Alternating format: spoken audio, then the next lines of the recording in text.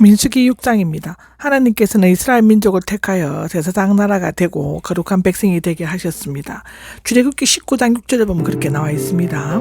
앞에 5장에서 하나님께서는 이스라엘 백성의 선기를 위한 여러 법조항을 제시하셨고, 여기에서는 나시린 제도를 통해 하나님 나라의 거룩한 이상을 구체적으로 실현해 나가라고 하고 있습니다. 나시린의 서원과 의무가 나오는데, 원래 성막 봉사를 비롯하여 제사장직 사역은 레위 지파에 속한 자들만이 수행할 수 있는 특권이었지만, 하나님께서는 여기에서 어느 지파 출신이든지 간에 이스라엘 모든 남자나 여자가 자원하여 일정한 기간 동안 하나님을 섬기기 위해 헌신할 수 있는 제도를 마련해 주셨습니다. 때로는 나시린의 서원은 사무엘의 경우처럼 자녀를 대신하여 부모가 하기도 했지만, 일반적으로는 성인이 자발적으로 평생 또는 일정 기간 동안 오직 하나님을 위해 힘쓰며 헌신하겠다고 서원하였던 것인데, 여기 나시린은 구별하다 그만두다 헌신하다에서 유래된 것이고, 구별하여 하나님께 봉사된 자입니다. 봉헌된 자이고, 세속적인 삶과 욕망으로부터 거룩하게 구별된 영혼을 의미한다고 하는데, 나시린은 헌신의 기간이 계속되는 동안에 몇 가지 엄격히 금해야만 했다고 하는데요. 첫째는 포도주입니다. 당시 많이 마시던 술이나 독한 술, 즉 볼이나 대추, 야자, 꿀 등으로 만든 빨리 취하는 술이 있는데, 또 식초, 포도즙, 생포도나 금포도를 마시거나 먹지 말아야 한다고 3, 4절에 나와 있습니다. 그 밖에 포도나무에서 나오는 모든 것, 포도씨나 껍질도 먹지 말아야 한다라고 하는데, 제사장의 업무 중에서 금했지만 나시린은 세약 기간 동안 내내 금지시켰다고 나와 있습니다. 면도칼로 머리털을 자르지 말고 길게 자라도록 놔둬야 한다라고 5절에 나오는데, 머리를 짧게 깎은 헬라인이나 면도질을 하는 이집트인과 달리 히브리인은 머리가 그 사람을 지배하는 절대 권리와 힘을 보존하는 것으로 여겨졌는데요. 이게 삼손도 그렇고 사사야, 이사야도 나오고, 그러므로 머리를 기르는 것은 위에 계신 하나님의 권위와 주권을 인정하고 자신의 모든 힘과 정력을 하나님께 바치겠다는 뜻으로 이해됩니다. 시체에 가까이 가지 말아야 한다라고 나옵니다. 죽음은 죄악의 결과를 상징하기 때문에 그 시체에 접촉하는 것은 의식상 죄와 부패에 오염된 것으로 간주되었습니다. 그의 부모나 형제, 누나가 죽었을 때도 그들 때문에 몸을 더럽혀서는 안 되었다는데, 왜냐하면 나시린의 머리는 자신을 하나님께 헌신하겠다는 표였기 때문인데요. 이 엄격한 규정은 대제사장의 경우에도 적용되었는데, 예수님께서도 죽은 자를 장사하게 하라고 말씀하셨습니다. 마태복음 8장 21절 22절에 나오죠. 만일 어쩔 수 없이 누군가가 갑자기 죽어 더럽히게 되었을 경우 청결례식을 행해야 한다고 9절에서 11절까지 기록되어져 있습니다. 즉 7째 날에 머리를 깎고 8째 날에는 산 비둘기 2마리나 집 비둘기 새끼 2마리로 제사를 드리되, 하나는 속죄제를 위해 또 하나는 번제를 위해 드려야 한다고 합니다. 그리고 이전의 날들은 모두 무효가 되었으므로 다시 헌신의 기간을 정해야만 했습니다. 12절에 나오죠. 그리고 고인은 아니지만 하나님께 서원한 것을 어긴 잘못에 대해 용서를 비는 의미로 1년 된 어린 수양을 속건 제물로 드려야 한다고 합니다. 요컨대 이와 같이 엄격한 구례는 나시린은 세상으로부터 완전히 구별해야 하는 하나님의 백성임을 의미한다고 기록되어져 있습니다. 나시린의 서원기간이 끝났을 때의 의식이 나오는데 13절에서 21절까지 기록입니다.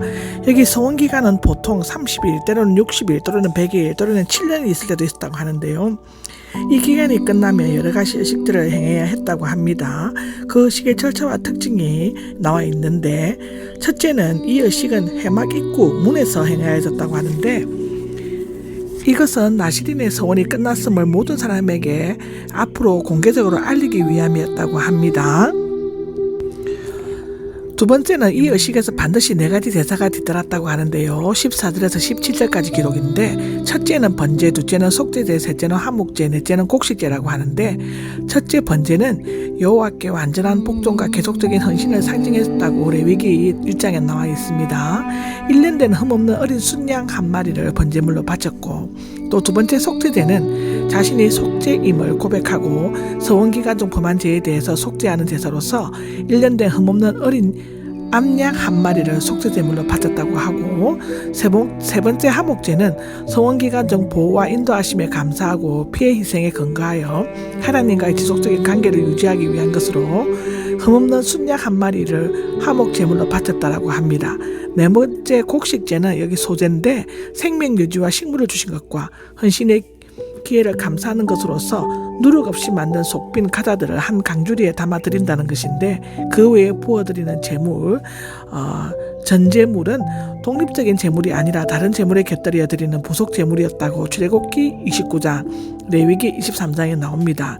네 가지 종류의 제사 중 속죄제가 맨 먼저 드려진 것은 하나님과의 화목과 헌신을 이루기 이전에 먼저 죄를 청산해야 한다는 것을 나타내기 위하여 보여준 것이라고 하고, 그리고 자원 예물을 드릴 때는 힘이 미치는 대로 해야 한다고 기록되어져 있습니다. 머리털을 깎아 화목제물 밑에 있는 불 위에 놓아 태워야 한다라고 18절에서 20절에 나와 있습니다. 이것은 하나님과의 관계를 정산한다는 뜻이 아니라 나시린으로서의 제한된 생활을 끝내고 일반 백성의 위치로 돌아가겠다는 것을 공식적으로 확인시키는 것으로 볼 수 있습니다. 특히 화친과 친교, 감사를 의미하는 화목제물 아래에 있는 놋제단에서 자신의 힘과 권위의 상징인 머리털을 태우는 것은 자신의 헌신을 기쁘게 받아주시고 아름다운 관계를 유지시켜 주신 은혜와 사랑에 감사하면서 앞으로 더욱 온 힘을 다해 헌신하고 하나님과 더불어 친교를 계속하겠다 다짐하는 상징적인 의미가 담겨 있다고 하는데요. 이런 예식이 끝나면 그들은 나시린의 서원을 완전히 이행한 사람이 되어 그 서원에서 완전히 노임을 받게 된다는 것입니다. 요컨대 하나님께서 나시린에게 제사를 요구하신 것은 인간이 아무리 서원하고 자신을 정결케 해서도 여전히 죄인이라고 로마서 3장 10절에는 나와 있습니다. 하나님의 공의의 법 앞에 누구든지 자신이 있게 나설 수 없으며 온전한 성결과 정직한 업무를 수행했어도 죄를 범할 수 있고 또 하나님 앞에서 우리의 의로운 공의를 내세울 수 없음을 교훈적으로 보여주고 있는 것이라고 합니다. 여기 22절에서 27절까지가 제사장의 축복이 나옵니다. 앞서 나시린 제도가 이스라엘과 하나님 사이를 돈독히 하고 인간 편에서 여호와를 향해 자원하여 헌신하려는 자의 자세를 언급하고 있다면, 제사장의 축복은 하나님 편에서 인간 특히 자신의 백성에게 복과 은혜와 평강을 주시기를 원하는 거룩한 의지를 나타내고 있다. 하나님께서는 자신의 축복을 백성에게 전할 정제자로 제사장들을 택하시고 축도권을 위임하셨는데, 이와 같이 제사장이 갖는 정보자로서의 권한은 죄인이 된 인간과 하나님 사이의 유일하고 완전한 중보자이신 예수 그리스도를 예표하고 있는 것이다. 디모데전서 2장 5절에 나온다. 신약 시대에는 모든 성도들이 인간 중재자가 없이 예수 그리스도를 통해 하나님께로 직접 나아갈 수 있게 되므로 제사장의 특권을 똑같이 누릴 수 있게 되었다고 베드로전서 2장 9절에는 기록하고 있다. 여기에 언급된 제사장의 축복은 아론과 그 아들들이 이스라엘 백성을 축복하는 내용으로서 성경 전체를 통해 가장 아름다운 축복들 중 하나일 뿐만 아니라 구약의 성전 회당 예배에서 큰 비중을 차지하였고, 종교개혁 이후에는 개신교의 예배 식문에 많이 채용되었다. 제사장은 예루살렘 성전 앞 계단에 서서 회중을 향해 손을 들고 이 축복문을 읽었다고 하는데, 히브리어 원문은 삼행시의 형태로 각 행은 점점 길게 되어 있고 또 여호와의 신성 사문자가 3번 반복되고 있고, 이 12는 이스라엘 12지파를 가리키는 것으로 보고 있다. 이 세 가지 축복을 물질적 축복, 영적 축복, 성삼위 하나님께서 허락하신 성부, 성자, 성령의 축복, 각 개인들을 향한 일상적 축복, 사지와 구속의 강구, 평강과 영광의 소원, 또는 물질적인 번영과 행복, 정신적인 구원과 사제의 은혜, 물심양면의 행복으로서 평화로 해석되기도 하고 있다. 여호와께서 내게 복을 지켜주시기를 빌며가 24절에 나오는데, 축복의 주체는 여호와이시며 그는 나시린뿐만 아니라 모든 이스라엘 사람에게 복을 주시기를 원하신다.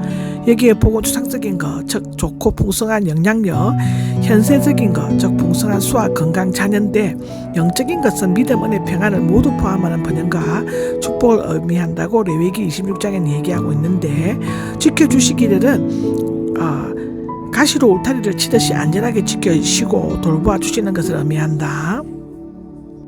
여호와께서 그 얼굴을 은혜 베푸시기를 주시기를 빕니다 하는데, 얼굴은 전형적인 히브리어 표현법으로 여호와의 거룩하신 성품과 인격을 상징하는 신인동, 형동, 성롱적 표현이다. 여호와께서는 모든 어둠의 절망을 뚫고 생명과 구원과 기쁨을 모든 사람에게 골고루 나누어 주신다.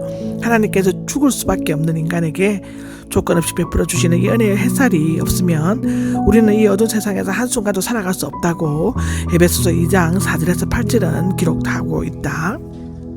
여호와께서 그 얼굴을 평안을 주시기를 빈다라고 26절에 나오는데, 얼굴을 들어 올리시고는 특별한 애정과 관심을 가지고 열정적으로 바라보는 것을 의미한다. 여기 평안은 안전 건강, 하나님과 이웃, 자신과의 평화에서 얻어지는 내적인 평안과 건강이나 물질적 번영, 사회적 변형 등에서 오는 외적인 평안을 나타내는데 하나님께서는 자신에게 전적으로 의지하는 모든 영혼들에게 특별한 관심을 가지고 영적으로나 육적으로 평안을 있게 해주신다고 시편 4장에는 나와 있다.